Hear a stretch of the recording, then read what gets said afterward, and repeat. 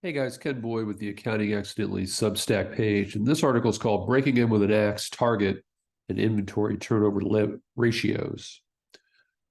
So it had been 30 minutes and I still couldn't get the bedroom door open. The bed doorknob was old and it wouldn't turn. So I took the doorknob off and saw that the mechanism inside had broken. And I tried prying the metal parts out of the doorknob with no luck. I was sweating. My hands were covered with grease. I needed to shower and get to work. So I looked at my dog, Colette. We both had the same idea. We'd break open the door with an axe. So I whacked at the area around the doorknob until it fell on the floor. I swept up the wood pieces. I looked at Colette again and went about my day. So I'm in the market for a new door and a doorknob. Since I'm the least mechanical person I know, I'll have Home Depot install it for me. There's a line I love from the movie Raising Arizona. It's a crazy world. They ought to sell tickets. And it's been a crazy world for retailers since the pandemic started. Some retailers have seen sales blow through the roof during the pandemic, only to see interest crash once we could all leave home. Peloton's an example. I have two friends who bought Peloton bikes. They're still paying the monthly fees, which are steep, and they're back at the gym and not using the bikes at all, because nobody wants to stay at home when you can go to, if you can get out. So let's look at October retail sales. According to the AP, Americans cut back on retail spending in October 23, ending 6 straight months of gains, although the declines are partially driven by falling prices for both gasoline and cars. So sales appear to be down, but the prices of those two things went down, which caused total retail sales to go down.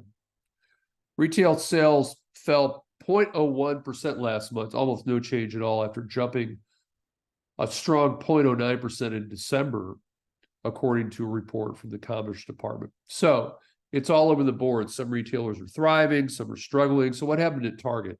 Many of us go to Target, big name.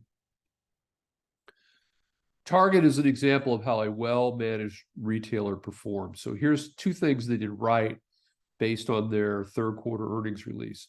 They made more money on each dollar of sales. Operating income margin rate, 5.2%, was 1.3 percentage points higher, driven by higher gross margin. They're making more money for every dollar of sales.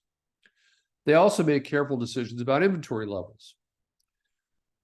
Earnings per share was higher, 36% higher than a year ago, reflecting disciplined inventory and expense management. So let's think about that phrase, disciplined inventory management.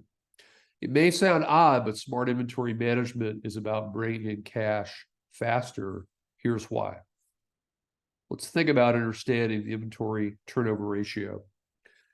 There's several methods to calculate it. I like the formula of sales divided by average inventory for the period, which may be a month or year. In my example, I'll use a year. By average, we mean beginning of the period plus ending of the period divided by 2. We get an average. So here's an example.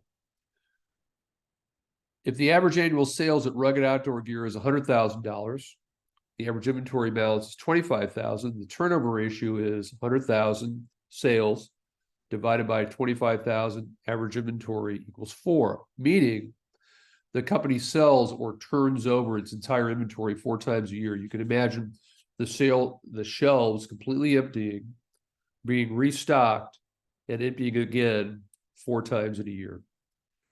Another factor is Rugged can then figure out how many days on average inventory is on the shelf by taking 365 days divided by 4, which is the turnover ratio. And they figure out about 91 days, or roughly 3 months. Now, is having the average item on the shelf for 3 months good or bad? It really depends on your industry. So here's the point. The faster you can turn over inventory, the faster you can collect cash because people pay you. If Rugged could generate 200,000 sales on the same 25,000 in average inventory, the turnover is 200,000 divided by 25, or 8 times, twice as much. The same 25,000 investment in inventory doubles the sales. It also doubles the cash inflow. So the lesson here is managing inventory is about 2 things: minimizing your investment in inventory. You'd like to pay less, have less on the shelf, and driving more sales for every dollar of inventory on your shelf. It generates a ton of more cash, which is critically important for business operations. So that's it for this discussion. For more information on accounting and finance, you can go to Accounting Accidentally at Substack and find out more. Thanks for watching.